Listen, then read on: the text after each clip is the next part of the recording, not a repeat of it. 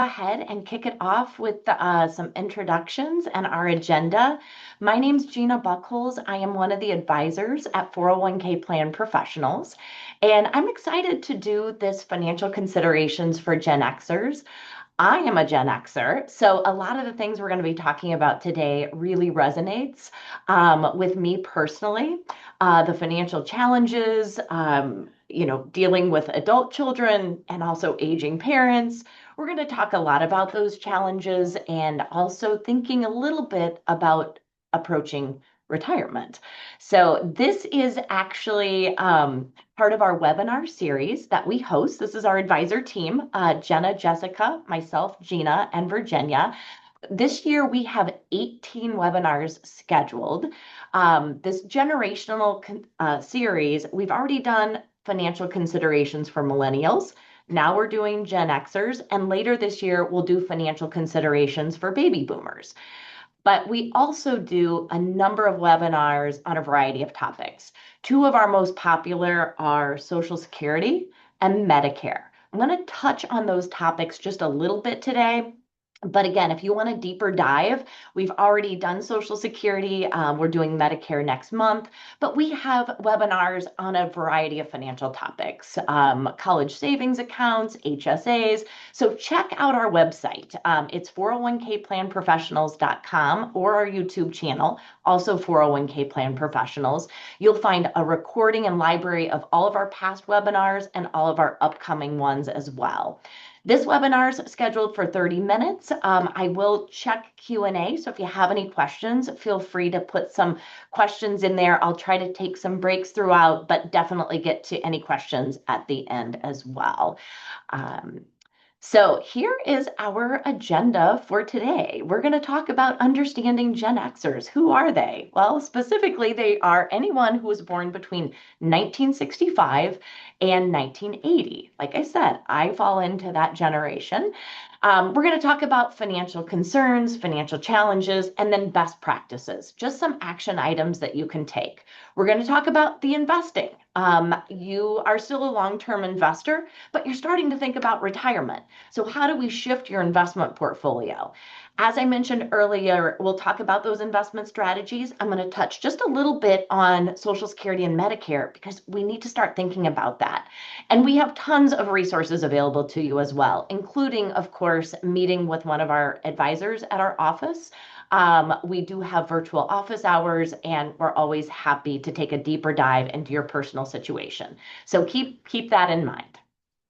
So let's talk about who are Gen Xers. Like I said, they were born between 1965, 1980. I'm on the earlier end of that generation. And if you don't know who these people are, you're probably not a Gen Xer. But if you remember this famous movie, it was The Breakfast Club. So that is probably one movie that I think defines Gen Xers, but a couple other culturally significant moments for our generation. We grew up with cable television and MTV. Many of us were latchkey kids. We were also one of the first generations to experience more widespread divorce. We experienced the rise of the personal computer. There were global concerns like the Cold War, the fall of the Berlin Wall, the collapse of the Soviet Union. We watched the space shuttle flight and a tragic explosion of the Space Shuttle Challenger. We experienced the AIDS epidemic, war on drugs, and from an economic standpoint, we have seen a ton of market volatility and recessions. So we've experienced a lot in our, several decade life. But those are things that kind of define us. And there's also the financial challenges that we feel. Because if you've ever heard the term sandwich generation, Gen Xers are also the sandwich generation. I am right there too. I have young adult children, and my parents are 86 and 89, failing in health. They need help, and it's challenging. I could probably say more about that.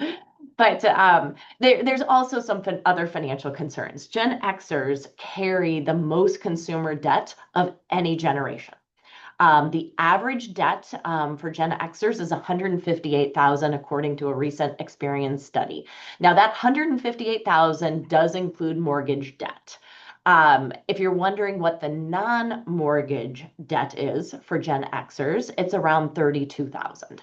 So that can be auto loans, credit card loans, etc. So we carry a lot of debt. And again, we're stressed about being sandwiched in the middle. We tend to feel a little bit more pessimistic about your financial future. I hope after today you maybe feel a little bit better. 401k is the retirement savings vehicle of choice. We are one of the first generations who have to shoulder saving for retirement, much more so than our parents and our grandparents ever did. I always use the story of my grandfather. He came of age during the Great Depression. He had a pension. He never had to save for retirement. He had a pension and he had Social Security, and he also didn't live very long. He lived to be 68 years old, so he only lived a couple years in retirement. But we don't have that luxury anymore. Most employers do not offer a pension plan, um, and we're living longer. If you and your spouse make it to age 65, you have a 50% chance. One of you has a 50% chance of living to your 90s. So again, we've shifted away from it's the employer or government's responsibility to it's our responsibility, and our 401k is increasingly more important to us. But also, I think we think about retirement a little bit differently. We don't kind of fit that traditional mold. Again, my grandfather, passed away in his late 60s. We're healthier. We're living longer. We want to be more active. We're physically healthier. We want to be more socially connected and engaged. And we're probably going to see Gen Xers working a little longer. Maybe not in their traditional job, but maybe part-time. So, and that could be for a couple of reasons. Because we feel good, because we want to, because we love our job, but also because we may need that extra retirement income. So again, our retirement is changing. And a couple other statistics about our sandwich generation. 80% do feel overwhelmed. So if you feel overwhelmed about your caregiving responsibilities and your financial future, you are certainly not alone. 45% of Gen Xers are providing financial help to their adult children, and 84% say their retirement will probably be negatively impacted by their financial responsibility to both their children and also their aging parents. So again, those statistics don't feel real great. But again, I hope that we can get our arms around any financial stress that you're maybe feeling, because financial stress does integrate itself into a lot of aspects of our lives. It can impact our sleep. It can be attributed to substance abuse, relationship issues, anxiety and depression, health problems. So again, financial stress is something we want to help you get a handle on. And to do that, it's really putting plan into action. So I hope I give you some action items and things to think about today. And I think the first thing that is important for our generation to think about is, what are our parents' needs and how much can I give them? How much can I give them? What boundaries do I need to set? Same thing for our adult children. How much can I help you? And how much do I need to empower you? And then, of course, what are our needs? What do I need to focus on? What are my priorities? And how do I get to retirement and be able to retire when I want to retire? So those are some questions that I think Gen Xers need to start thinking about. But here are some financial considerations and best practices. I'm going to jump into this with a couple of thoughts and suggestions, and then I'm going to take a little deeper dive into these as well. So first of all, build an emergency savings, 6 months or more of living expenses. Now, if you were younger, if we were 20 years old, I would say, hey, just try to make $1,000 in your savings account a goal. If you were just starting out, maybe you didn't own a home or a car, I'd say maybe 3 months. But now we are at a point in our lives where we have more things. We probably have a bigger house. We probably have multiple cars. We're taking care of multiple people. When you have more things can happen. So you need to have that 6 months or more of living expenses in a savings account that's easily accessible. We know that since COVID, Americans have dwindled their savings accounts. We got to start building that up, especially Gen Xers. Start thinking about maximizing your 401k savings. Okay, it is a little bit about you now. We'll talk about the IRS limits and catch up contributions. Some Gen Xers I talked to didn't have the opportunity to save Roth after tax when I was in my 20s. I sure wish I did. I'm telling my kids, I'm telling younger generations, if you can save Roth after tax in your 401k or in a Roth IRA, do it. Because number one, you're in a low tax bracket, pay the taxes, let it grow and compound for 20, 30, 40 years. Gen Xers, we kind of missed out on that.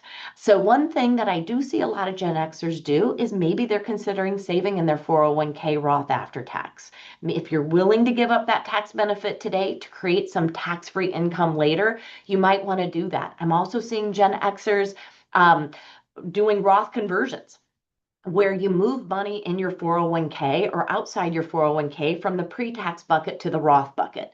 Because in 10 or 15 or 20 years down the road, when I want to tap into it, I have some tax-free income.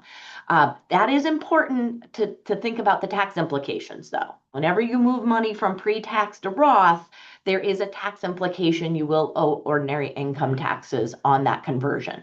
So if you have questions about that or want to explore those options, talk to us or definitely talk to a tax advisor. We can kind of talk through those strategies. But I am seeing more and more Gen Xers thinking, gosh, I wish I had more money in Roth. How do I do that? So again, we can help you with that as well. Consider your HSA. Think about maximizing that health savings account if you have one. The interesting thing about the health savings account, we'll take a little deeper dive into this, is my husband and I had a health savings account. And when our kids were young, something always was happening. Somebody broke their arm, somebody needed braces, and we were tapping into that HSA. Now that my kids are a little older, my husband and I are really trying not to touch it. If we have a medical expense or a dental bill, we're trying to pay that out of pocket, but we're keeping all of those bills. We're keeping all of them because if I paid for that $1,000 dental bill out of my pocket, I can keep that receipt, and 10 or 15 years down the road, I can pull that money out of my HSA.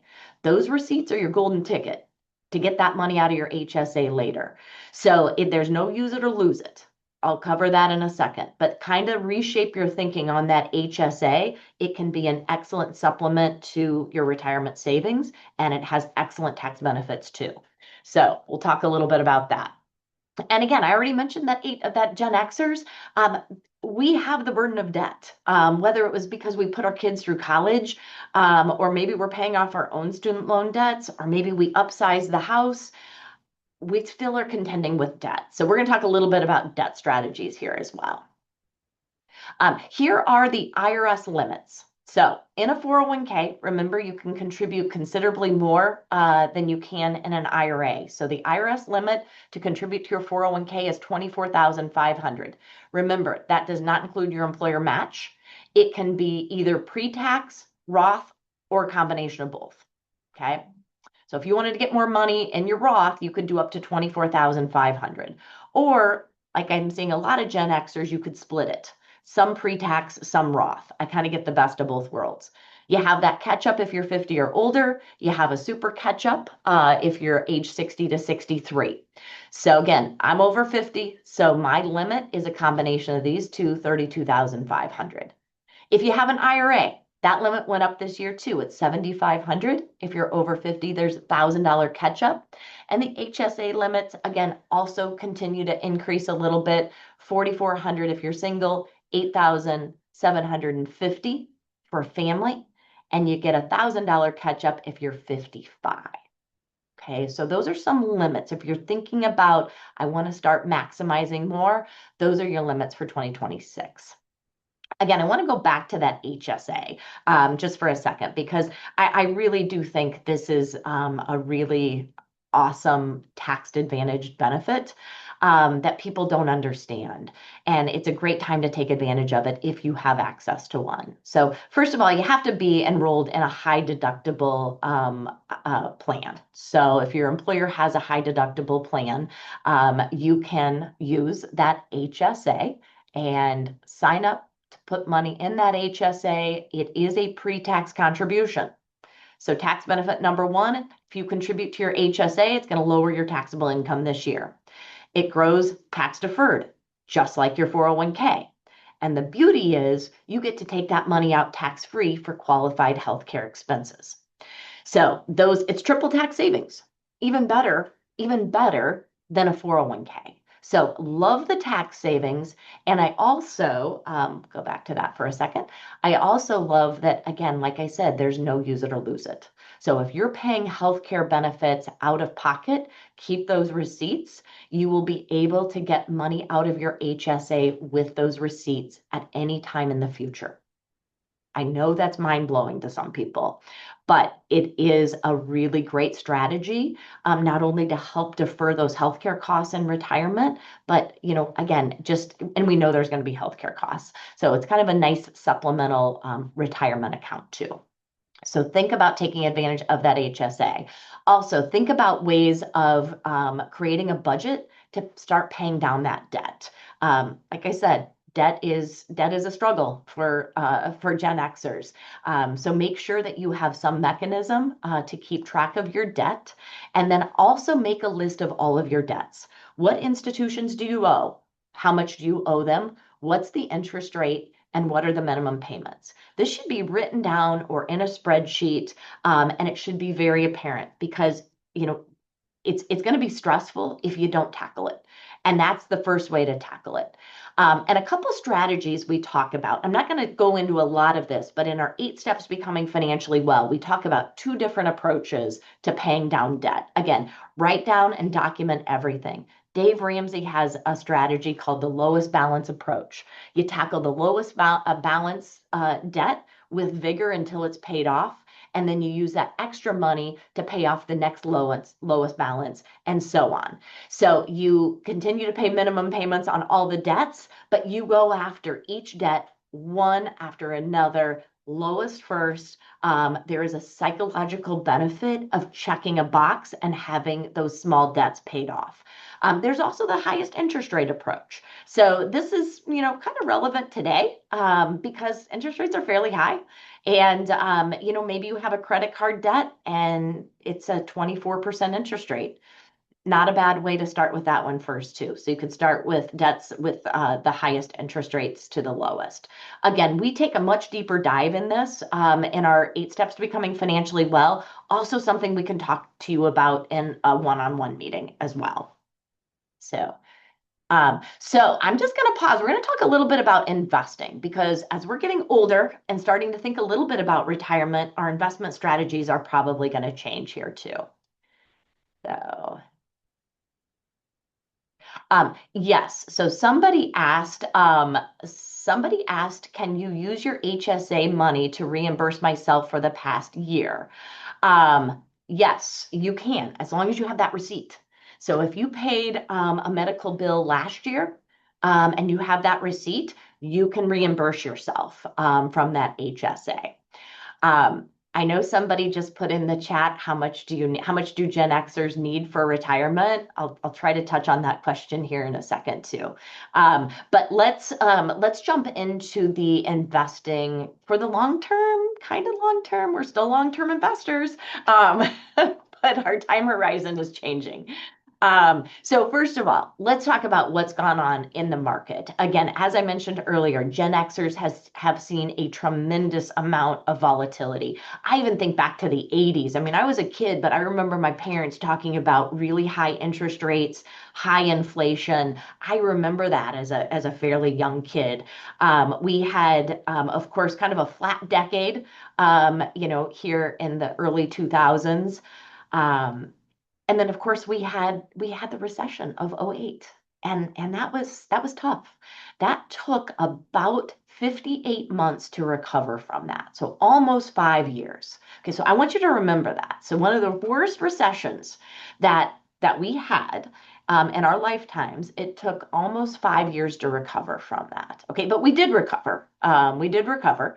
And in fact, for the last 20 years, from 2006 to 2026, we've seen some pretty tremendous growth. This was COVID.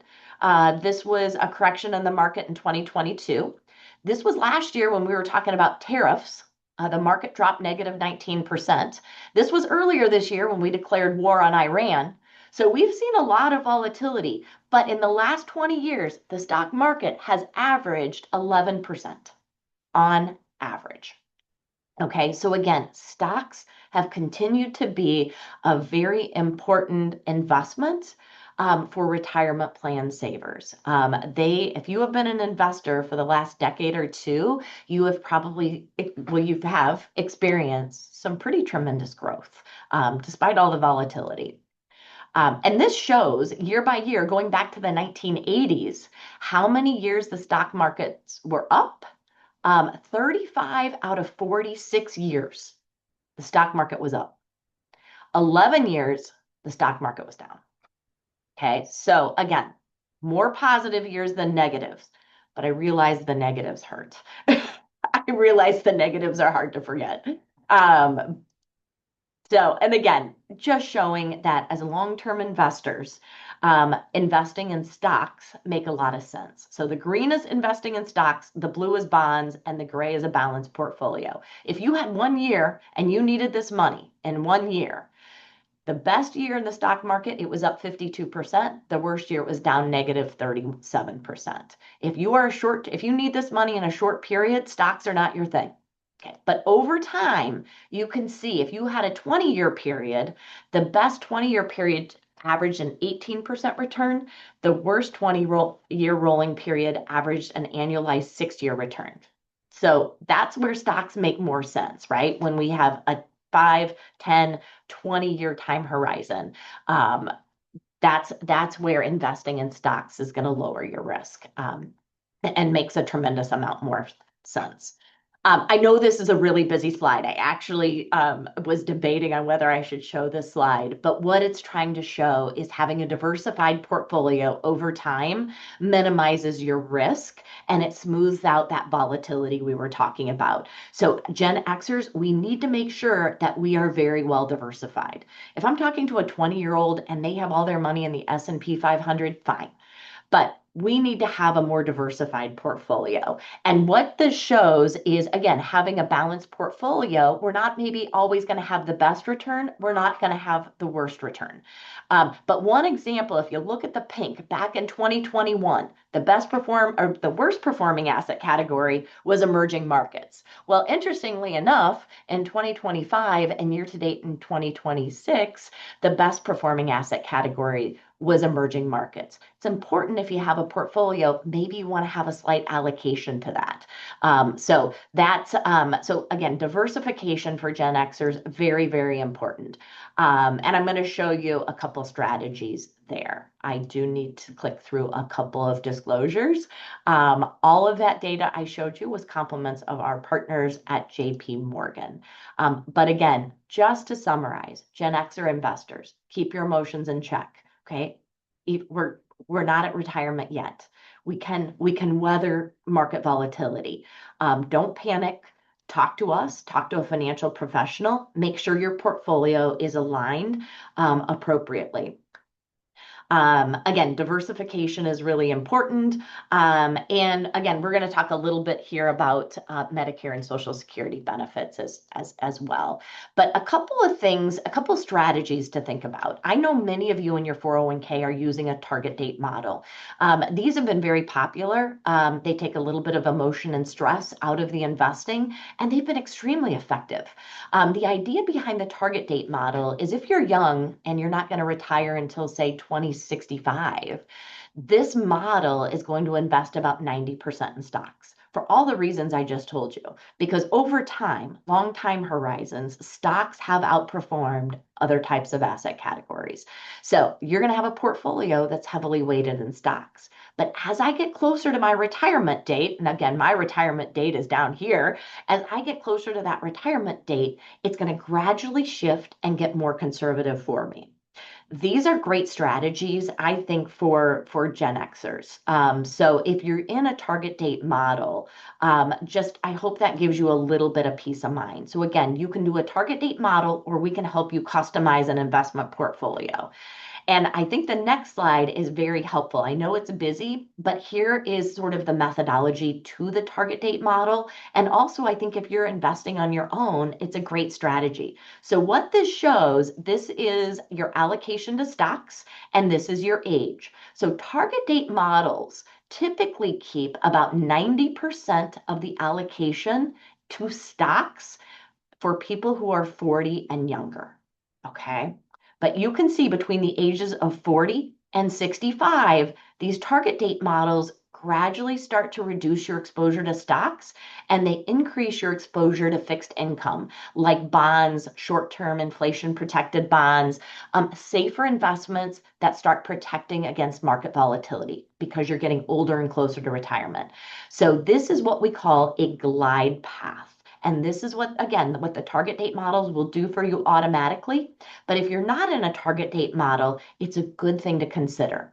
Keep in mind that life doesn't end just because you retire at age 65. You'll notice it does, we would recommend probably an allocation to stocks, just not as much. And the reason for that is because you need this money to stretch probably a couple decades. So you still need some money invested in stocks to keep up with the rate of inflation, but you also need some money to protect because you're going to start withdrawing from it. So that's kind of the thought process that we help people understand as they're starting to think about retirement and they're starting to adjust their portfolios. I also think that it's important. One quick story, it's not just when you retire. I think the bigger question is, when do you need this money? I talked to a gentleman last week and he said, Gina, I'm going to retire at the end of this year. I'm like, that's awesome. Congratulations. And he said, but you know what? My wife loves her job. She's going to keep working. She has a great job, good income, and we have some money in savings. I don't need to touch my 401k for probably at least another 5 years. So, okay, that's great. You know what? Let's adjust your investment strategy. We're going to bump your strategy out 5 years because we can make it slightly more aggressive because you don't need it yet. And when him and his wife, when they start to withdraw from that, they're going to start withdrawing at about a 4 or 5% withdrawal rate. Okay, so that is that's that which is a great strategy. So that again, it's not just when you retire; it's when am I going to need this money. So that's a great example. Last couple of things I want to touch on here, and thank you for hanging in there. I know we've covered a lot, but I do just want to talk a little bit about where does your retirement income come from? And I think I'm going to touch on that question about how much does retirement, how much do Gen Xers need? First of all, you have to create a budget. Where's your money going to come from? And for most people, it's going to come from their savings, Social Security, and their 401k, right? But think about where is your money going to come from? Um, if you have not gone to Social Security, please go to ssa.com or I'm sorry, ssa.gov and create an account. Because if you want to start thinking about how much money you're going to get in retirement, if you want to start creating a budget, start with Social Security. And I know it's not going to create everything, it's not going to provide everything, but it's important to use that to create your budget. So that's a starting point. When you go out to the Social Security website, you'll find a statement. Some of you might get paper statements. I don't get paper statements anymore, but there's tons of information out there about you. And it'll tell you how much your Social Security benefit, I know this is really small, will be at age 62. That's the earliest you can take your benefit, and how much it will be at age 70. That's the maximum age you can take it. So again, you want to look and see how much am I going to get from Social Security at what age. And by the way, if you're married, have your spouse do the same thing. Okay, so it's a really good starting point. If you were born after 1960, your full retirement age is 67. Again, we're going to talk more about Social Security in our webinars. That is out and available on demand on our website. But definitely start there to start creating a budget. Because one of the things that we use is you probably, you probably are going to replace about 70 to 80% of your pre-retirement income. That's about how much you're going to need. Okay. So think about how much you or you and your spouse together make today. And in retirement, you're probably going to need about 70 to 80% of that pre-retirement income. So you need to start figuring out where's that money going to come from. And again, Social Security is a great place to start. If you defer Social Security, it gets bigger. Age 68, age 70, 69, 70, your retirement benefit gets bigger. As you defer it. So a couple other things too. Think about Medicare. How are you going to pay those medical costs in retirement? Medicare does fall short. It's important. It's a huge help. You start collecting Medicare at age 65. Currently, only pays about half of retirees' healthcare costs.